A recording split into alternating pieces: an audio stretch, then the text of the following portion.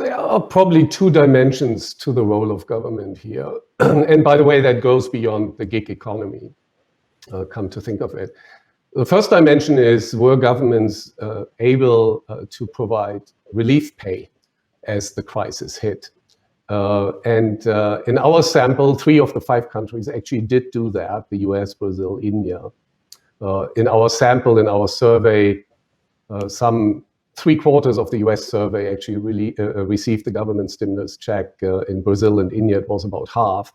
And those folks were better off. They showed greater resilience. They were more hopeful. So the ability for government to step up made a difference in our survey.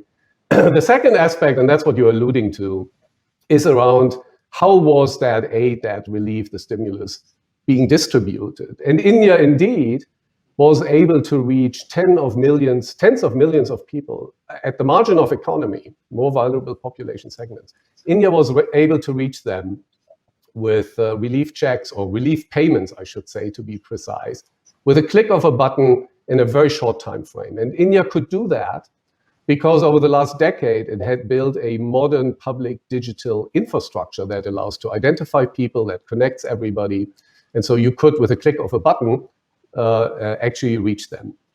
A number of other emerging markets had similar relief efforts, but they didn't quite have the infrastructure. And frankly, they wished they had made the India-type investments. And in the US, the story is not so rosy. The attempt, Congress actually acted very quickly. Then executing relief aid in the CARES Act was not easy. The fact that we don't have the same type of modern infrastructure showed. So it took between 3 weeks to 3 months to send out these checks. There are still people waiting for them. I just saw the number, a couple million.